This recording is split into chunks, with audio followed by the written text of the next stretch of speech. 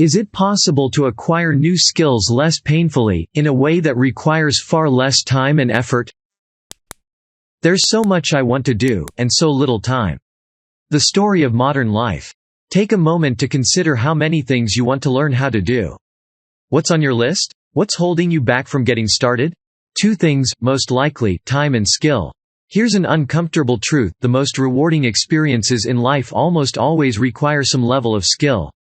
Skills take time and effort to master, time we don't have, and effort we are reluctant to contribute. I'll get around to it someday when I find the time. It's easier to sit in front of the television or surf the web, frankly, so that's what most of us do, and our desires remain dreams. Here's another uncomfortable truth: many things aren't fun until you're good at them. Every skill has what the author calls a frustration barrier, a period of time in which you're horribly unskilled, and you're painfully aware of that fact. Why start something when you know you're going to be bad at it? Wouldn't it be great to be able to master new skills with less angst? To break through the frustration barrier quickly, so you can get to the rewarding part? To spend less time slogging through confusion and doubt, and more time having fun? Is it possible to acquire new skills less painfully, in a way that requires far less time and effort? Speaking from the author's experience, yes, it's possible. This summary is about the art and science of rapid skill acquisition, how to learn any new skill as quickly as possible. The purpose of this book is to help you acquire new skills in record time. Whatever skill you wish to acquire, this book will help you acquire it in less time and with less wasted energy. With a bit of focused, strategic effort, you'll find yourself performing well quickly, without the fist-pounding frustration. In this book, we'll start with the principles of rapid skill acquisition, how to go about acquiring new skills as quickly as possible. These ideas and practices aren't complicated, so they won't take long to learn. Think of these principles as ways to cultivate a temporary obsession. Rapid skill acquisition happens naturally when you become so curious and interested in something that other concerns fall away, at least temporarily. Think of these principles as ways to identify a skill worthy of temporary obsession, focus on it, and remove distractions or barriers that distract you from effective practice. In the following chapters you will find the major principles of rapid skill acquisition. Choose a lovable project. The more excited you are about the skill you want to acquire, the more quickly you'll acquire it. Karl Popper was one of the greatest philosophers of the 20th century. He's the guy who popularized the idea of scientific falsifiability. In layman's terms, if you can't potentially prove something wrong via observation or experiment, it's not actually science. Popper said many wise things, but the following remark is among the wisest. The best thing that can happen to a human being is to find a problem, to fall in love with that problem, and to live trying to solve that problem unless another problem even more lovable appears. Karl Popper. If you want a formula for living a satisfying, productive life, you can't go wrong with that one. Rapid skill acquisition requires choosing a lovable problem or project. The more excited you are about the skill you want to acquire, the more quickly you'll acquire it. In practice, finding a lovable project is a very individual matter. For example, learning to speak and write Mandarin Chinese is not on the author's current list of skills to acquire because there is no urgent need to learn it at the moment, and he has other projects he is more interested in tackling. If he decides to move to a Mandarin-speaking part of China in the future, it may become lovable, but he is not there yet. Focus your energy on one skill at a time, and place other skills on temporary hold. One of the easiest mistakes to make when acquiring new skills is attempting to acquire too many skills at the same time. It's a matter of simple math. Acquiring new skills requires a critical mass of concentrated time and focused attention. If you only have an hour or two each day to devote to practice and learning, and you spread that time and energy across 20 different skills, no individual skill is going to receive enough time and energy to generate noticeable improvement. Internalizing this principle is more difficult for some people than others. Personally, the author has always had a Renaissance man sort of temperament. There are hundreds of things he wants to learn at any given moment, in hundreds of different areas. Emotionally, it's difficult for him to decide to defer learning new things he discovers or hear about. When he tries to learn everything at once, he doesn't really learn anything. Instead of making progress, he spends too much time switching between different skills, getting frustrated, and moving on to something else. That's a recipe for extremely slow skill acquisition. Pick one new skill you wish to acquire. Put all of your focus and energy into acquiring that skill, and place other skills on temporary hold. Pick one, and only one, new skill you wish to acquire. Put all of your spare focus and energy into acquiring that skill, and place other skills on temporary hold. David Allen, author of Getting Things Done, recommends establishing what he calls a someday, maybe list. A list of things you may want to explore sometime in the future, but that aren't important enough to focus on right now. By adding an item to the list, you're temporarily absolving yourself of responsibility for acting or thinking about the idea until you decide to promote it to active status. Define your target performance level, a brief statement of what your desired level of skill looks like. A target performance level is a simple sentence that defines what good enough looks like. How well would you like to be able to perform the skill you're acquiring? Your target performance level is a brief statement of what your desired level of skill looks like. Think of it as a single sentence description of what you're trying to achieve, and what you'll be able to do when you're done. The more specific your target performance level is, the better. Defining your target performance level helps you imagine what it looks like to perform in a certain way. Once you determine exactly how good you want or need to be, it's easier to figure out how to get there. In the words of Charles Kettering, the inventor of the electric automobile ignition system, a problem well stated is a problem half solved. Your target performance level is a single sentence description of what you're trying to achieve, and what you'll be able to do when you're done. How you define your target performance level depends on why you chose to acquire the skill in the first place. If your intent is to have fun, your target is the point at which you stop feeling frustrated and start enjoying the practice itself. If your intent is to perform, what's the minimum level of performance you're willing to accept at first? Once you reach your initial target performance level, you can always choose to keep going if you wish. The best target performance levels seem just out of reach, not out of the realm of possibility. As a rule, the more relaxed your target performance level, the more rapidly you can acquire the associated skill. If you're operating under a world-class mastery mindset, this may feel like cheating. You're just lowering the bar so you can win faster, right? That's exactly what we're doing, and it's not cheating. Remember, world-class mastery is not the endpoint of rapid skill acquisition. We're shooting for capacity and sufficiency at maximum speed, not perfection. The more relaxed your target performance level, the more rapidly you can acquire the associated skill. It's important to note that some skills have safety considerations, which you should always include in your target performance level. Getting hurt, or killed, acquiring a new skill defeats the purpose. Deconstruct the skill into subskills. This will help you to identify the most important subskills. Most of the things we think of as skills are actually bundles of smaller subskills. Once you've identified a skill to focus on, the next step is to deconstruct it, to break it down into the smallest possible parts. For example, playing golf is a skill that has many subcomponents: choosing the correct club, driving off the tee, hitting out of a bunker, putting, etc. Once the skill is deconstructed sufficiently, it's much easier to identify which subskills appear to be most important. By focusing on the critical subskills first, you'll make more progress with less effort. Deconstructing a skill also makes it easier to avoid feeling overwhelmed. You don't have to practice all parts of a skill at the same time. Instead, it's more effective to focus on the subskills that promise the most dramatic overall returns.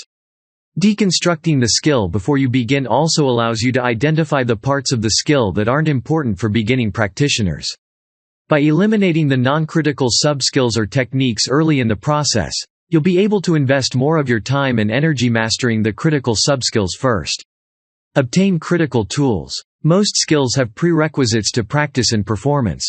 It's difficult to play tennis if you don't have a tennis racket, or learn how to pilot a helicopter if you don't have access to one. What tools, components, and environments do you need to have access to before you can practice efficiently? How can you obtain the very best tools you can find and afford? Taking a moment to identify critical tools before you start practicing saves precious time. By ensuring you have the resources you need before you begin, you maximize your practice time. Eliminate barriers that makes it difficult to acquire a skill. There are many things that can get in the way of practice, which makes it much more difficult to acquire any new skills. These barriers can be anything from significant pre-practice effort, such as misplacing your tools, not acquiring the correct tools before practicing, or skipping setup requirements. Intermittent resource availability, such as using borrowed equipment or relying on a resource that has limited operating hours. Environmental distractions, such as television, ringing phones, and incoming mail. Emotional blocks, such as fear, doubt, and embarrassment. Every single one of these elements makes it harder to start practicing, and therefore decreases your acquisition speed. Relying on willpower to consistently overcome these barriers is a losing strategy. We only have so much willpower at our disposal each day, and it's best to use that willpower wisely. The best way to invest willpower in support of skill acquisition is to use it to remove these soft barriers to practice. By rearranging your environment to make it as easy as possible to start practicing, you'll acquire the skill in far less time. Make dedicated time for practice. The time you spend acquiring a new skill must come from somewhere. Unfortunately, we tend to want to acquire new skills and keep doing many of the other activities we enjoy, like watching TV, playing video games, etc. "I'll get around to it when I find the time," we say to ourselves. Here's the truth. Finding time is a myth. No one ever finds time for anything, in the sense of miraculously discovering some bank of extra time, like finding a $20 bill you accidentally left in your coat pocket. If you rely on finding time to do something, it will never be done. If you want to find the time, you must make time.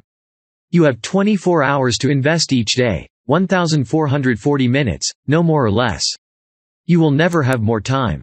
If you sleep for approximately 8 hours a day, you have 16 hours at your disposal.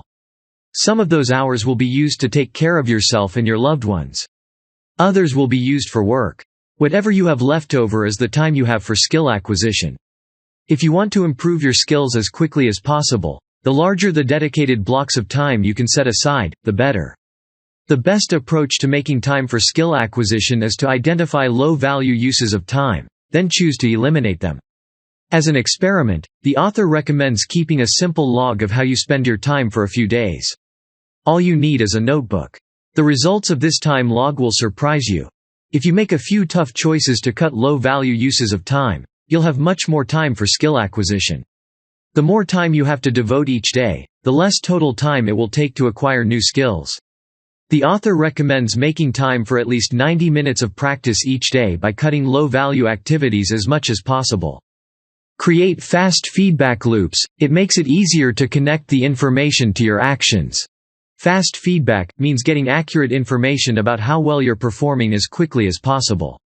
The longer it takes to get accurate feedback, the longer it will take to acquire the skill. Take the art of cheesemaking, for example. The subtle chemical processes that create fine cheeses often take months or years to complete, and there's no way to rush the process without ruining the result. If it takes 6 months to determine whether or not your cheese is any good, the delay in feedback makes it difficult to acquire the skill quickly. Fast feedback naturally leads to rapid skill acquisition. If feedback arrives immediately, or with a very short delay, it's much easier to connect that information to your actions and make the appropriate adjustments. Fast feedback leads to rapid skill acquisition. The best forms of feedback are near instantaneous. That's why skills like programming can become mildly addictive. You make a change, and a few milliseconds later the computer tells you whether or not it worked. If you don't like the feedback, "My program crashed," make another change and try again. Tip number 1. Practice by the clock in short bursts. Our minds are built to learn, to notice patterns, simulate potential courses of action, and figure out what's probably going to happen next. They're not built to accurately estimate time, how long something will take, or how much time you've spent doing something. In the early phases of practicing a new skill, it's very easy to overestimate how much time you've spent practicing. When you're no good, and you know it, time seems to slow to a crawl, and it feels like you've been practicing for a longer period of time than you actually have. The solution for this is to practice by the clock. Buy a decent countdown timer and set it for 20 minutes. There's only one rule. Once you start the timer, you must practice until it goes off. No exceptions. This simple technique will make it easier to complete longer periods of sustained practice, even when you get tired or frustrated. Tip number 2. Emphasize quantity and speed. When you begin to acquire a new skill, it's tempting to focus on practicing perfectly, a recipe for frustration. Your performance, of course, won't be anywhere close to perfection. Did you know? Instead of trying to be perfect, Focus on practicing as much as quickly as you can while maintaining a good enough form. Will this method actually help you acquire skills more quickly? Research says absolutely. In academic studies of cognitive and motor skill acquisition, researchers have noticed a common pattern. When study participants begin to practice a new skill, their performance always improves dramatically in a very short period of time. It doesn't take much practice at all to go from very slow and grossly incompetent to reasonably fast and noticeably competent. In the literature, this is referred to as the power law of practice, and it appears over and over again. The effect has been widely known among skill acquisition researchers since at least 1926, and it's been replicated many times since in studies of both physical and mental skills. One study even went so far as to say, any theory of skill acquisition that does not accommodate the power law function for learning can be rejected immediately. Once you start practicing something new, your skills will naturally and noticeably improve in a very short period of time. The trick is to start practicing as quickly as possible. Not thinking about practicing or worrying about practicing, but actually practicing. Start practicing as quickly as possible. Not thinking about practicing or worrying about practicing, but actually practicing. It's all too easy to feel like you're investing a lot of time in a skill without practicing very much at all. If you've wanted to learn something for a long time, you dream about being good at it, but you're hesitant to get started, you can spend years of mental and emotional energy without improving one bit. If you don't know where you're trying to go or don't have a solid strategy to get there, you can waste equal amounts of energy in unproductive wandering. These 10 principles are designed to help you eliminate this non-productive thrashing and replace it with activities that are fundamental to the skill acquisition process. The more time and energy you spend moving through the first 2 phases of the skill acquisition process and the less time you spend doing things that don't help you, the more quickly you'll acquire the skill. Simple as that. Learning isn't the same thing as skill acquisition. That, however, doesn't mean learning is unimportant. Doing a bit of research before you jump into practice can save you precious time, energy, and emotional fortitude. Learning makes your practice more efficient, which lets you spend more of your practice time working on the most important subskills first. In that spirit, the next chapters explain the major principles of effective learning. Research the skill and related topics to identify the most important subskills, critical components, and required tools for practice. Spend 20 minutes searching the web, browsing a bookstore, or scanning the stacks at your local library for books and resources related to the skill. The goal is to identify at least 3 books, instructional DVDs, courses, or other resources that appear to be connected to the skill you're trying to acquire. Before you panic, understand that you don't have to spend hours memorizing these resources. On the contrary, time spent reading or watching is not time spent practicing. You're not cramming for an exam. The intent of this early research is to identify the most important subskills, critical components, and required tools for practice as quickly as possible.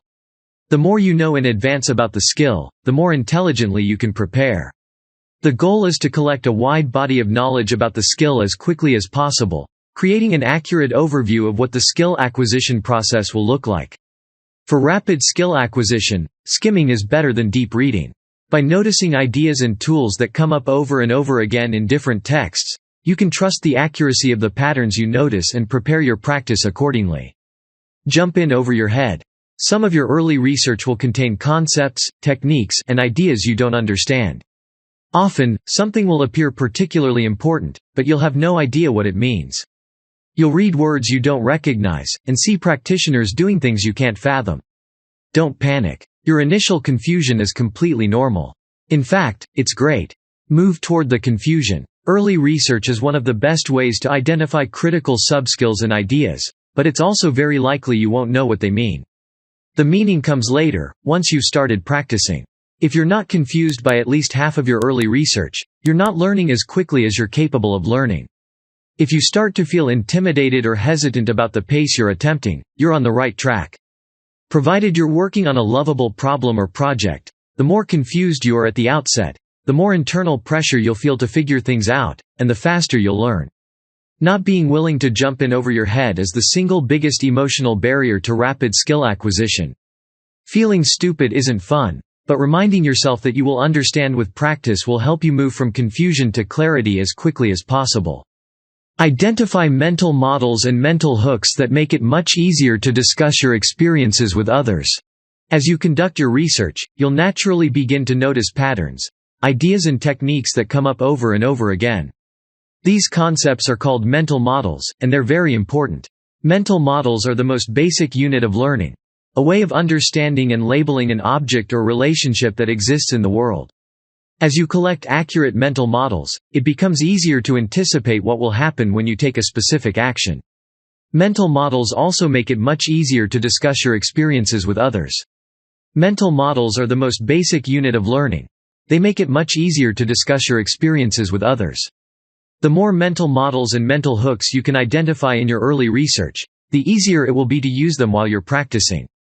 Imagine the opposite of what you want. This will help you to identify important elements that aren't immediately obvious. A counterintuitive way to gain insight into a new skill is to contemplate disaster, not perfection. What if you did everything wrong? What if you got the worst possible outcome? This is a problem-solving technique called inversion, and it's helpful in learning the essentials of almost anything.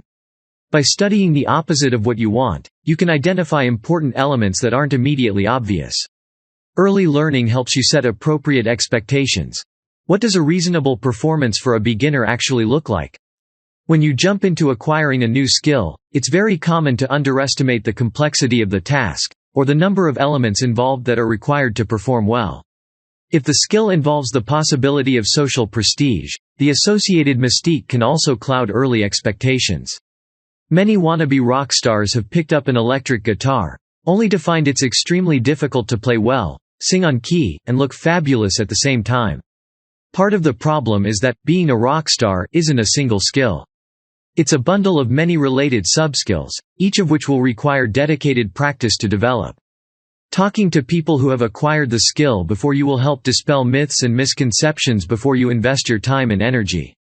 Did you know? By knowing what you can expect to see as you progress, you'll find it much easier to sustain your interest in practice, and avoid becoming discouraged early in the process. Eliminate distractions in your environment. They kill focused practice, and lack of focused practice leads to slow skill acquisition. Distractions are enemy number one of rapid skill acquisition. Distractions kill focused practice, and lack of focused practice leads to slow, or non-existent, skill acquisition. You can preempt this by taking a few minutes to anticipate and eliminate, or reduce, as many distractions as possible before you start practicing.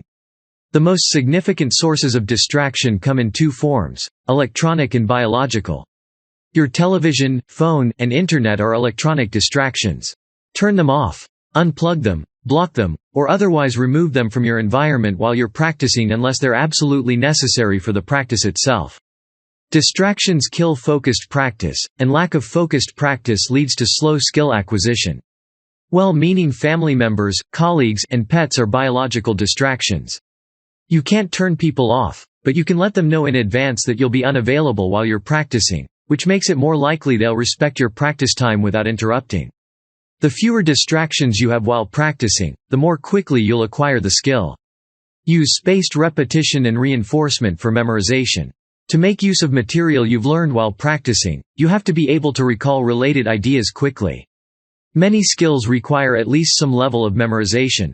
Here's the catch. Your memory isn't perfect. Whenever you learn something new, you'll probably forget it unless you review the concept within a certain period of time. This repetition reinforces the idea and helps your brain consolidate it into long-term memory. Researchers have found that memory follows a decay curve. New concepts need to be reinforced regularly, but the longer you've known a concept, the less regularly you need to review it to maintain accurate recall. Spaced repetition and reinforcement is a memorization technique that helps you systematically review important concepts and information on a regular basis. Ideas that are difficult to remember are reviewed often, while easier and older concepts are reviewed less often. Flashcard software programs like Anki, SuperMemo, and Smarter make spaced repetition and reinforcement very simple. Spaced repetition systems rely on a flashcard model of review, and you have to create the flashcards yourself. By creating flashcards as you're deconstructing the skill, you're killing two birds with one stone. Use the spaced repetition feature in Headway app to learn and remember the most precious and useful information from book summary. Once you've created your flashcards, it only takes a few minutes each day to review them. By systematizing the review process and tracking recall, these systems can help you learn new ideas, techniques, and processes in record time. Did you know? If you review the decks consistently, you'll memorize necessary concepts and ideas extremely quickly. Don't ignore Headway's reminders for you to go through your cards. Create scaffolds and checklists to make your practice more efficient. Many skills involve some sort of routine: setting up, preparing, maintaining, putting away, etc. Creating a simple system is the best way to ensure these important elements happen with as little additional effort as possible. Checklists are handy for remembering things that must be done every time you practice. They're a way to systematize the process, which frees your attention to focus on more important matters. Checklists are handy for remembering things that must be done every time you practice. Scaffolds are structures that ensure you approach the skill the same way every time. Think of the basketball player who establishes a pre-free throw routine. Wipe hands on pants, loosen the shoulders, catch the ball from the ref, bounce 3 times, pause for 3 seconds, and shoot. That's a scaffold. Creating scaffolds and checklists makes your practice more efficient.